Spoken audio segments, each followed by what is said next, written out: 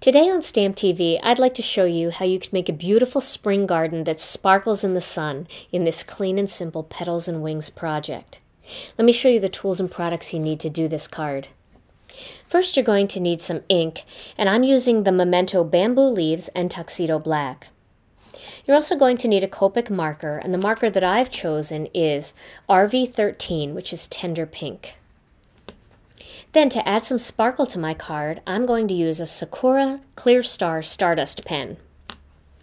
Then I've chosen some of the stamps from the Petals and Wings kit.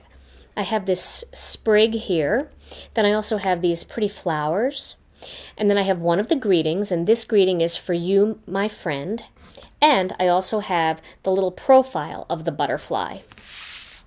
For cardstock, I'm going to use a bubblegum pink card base and then some black onyx and the 80-pound white.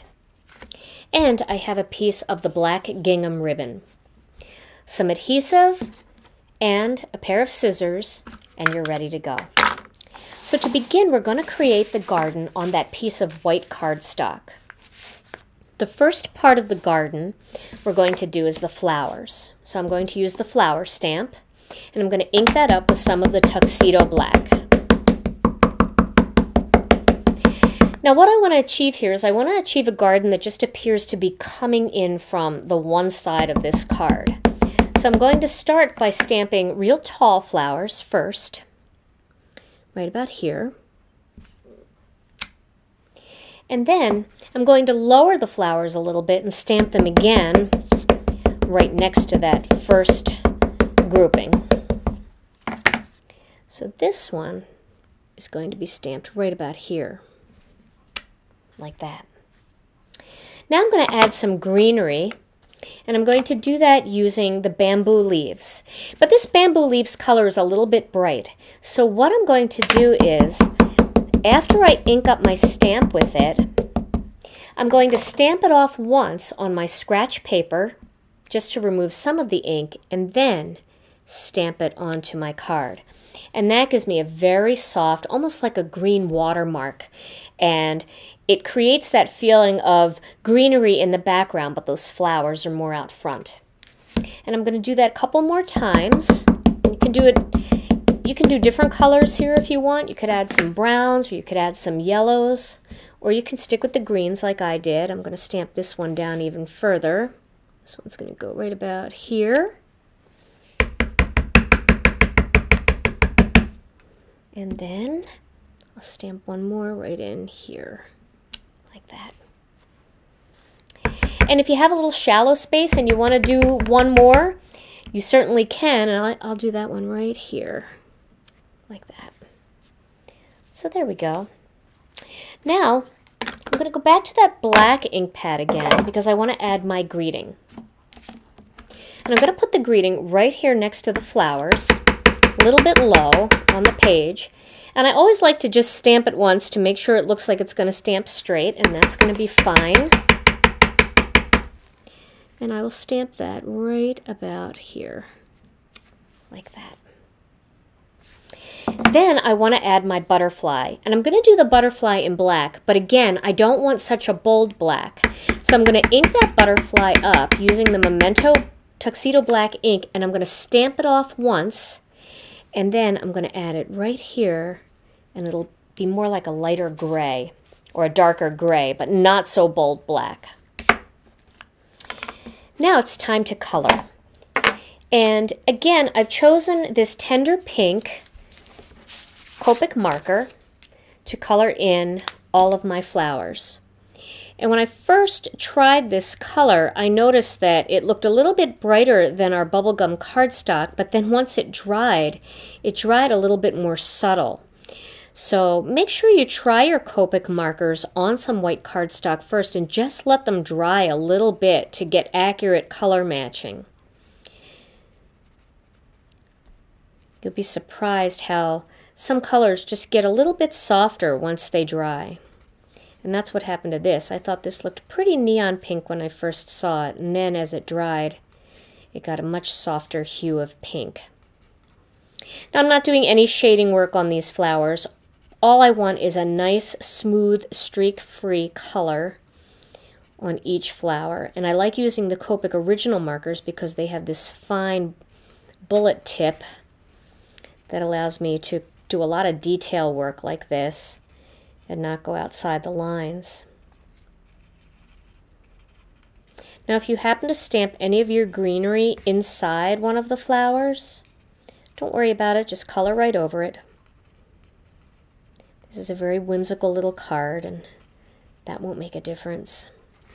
Okay, so now I've added all that pretty pink, and now I'm going to add a little bit of stardust to the card.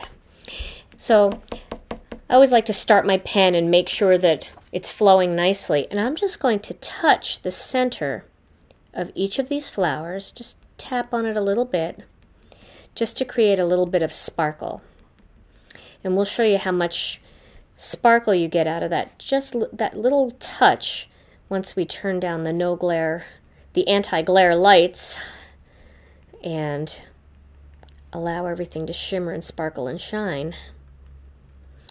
I'm also going to add a little bit of sparkle to the butterfly, but the way I'm going to do that is I'm going to just put little dots on his wings. This way I'm not coloring the entire thing in, but I'm just giving it a little bit of sparkly effect when the light hits it. And I think I'll put a little dot right on his head. Okay, so we'll give that just a second to dry, and that does dry very quickly. And I don't know if you can see any of that effect here. You can see a little bit of it there, but you'll see it all once we turn down those lights. Okay, now I want to add this piece onto my black piece of cardstock, and that should be pretty dry by now. So I'm going to use some of the mono adhesive.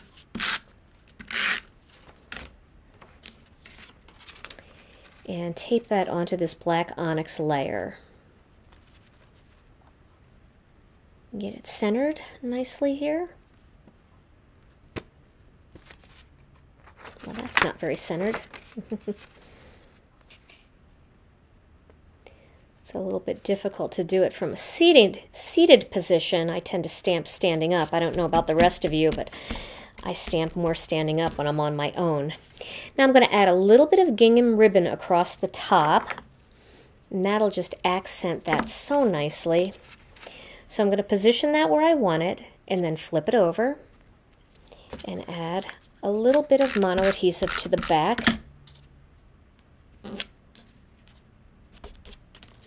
And then I can check that if it needs any adjusting. That looks pretty good. And now I'm going to attach this whole piece onto my card base.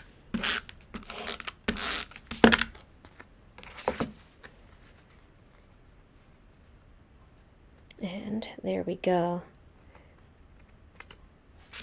And now I'm going to do like a little bit of a cheater's bow. I'm just going to wrap a little bit of that ribbon right around here and create a pretty little knot.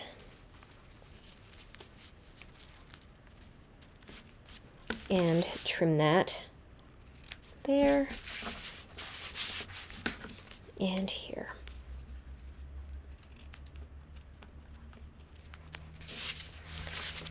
You can go back and make those ends match if one end is a little bigger. There we go. I think this end is still a little bit bigger over here now. There we go. And there is my cute little cheater's bow at the top. And there's my finished card. Now that we changed up the lighting a little bit, you can see how pretty all of that sparkles. Look at the pretty little wings of that little butterfly or dragonfly. He could be a dragonfly too.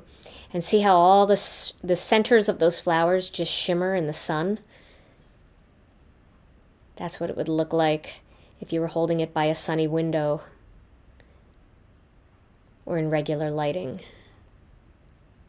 Try mixing bolder colors like reds, oranges, and bright yellows to create a summertime version of this card, and substitute rhinestones, loose glitter, or liquid pearls as an alternative to add shine and dimension to your card project.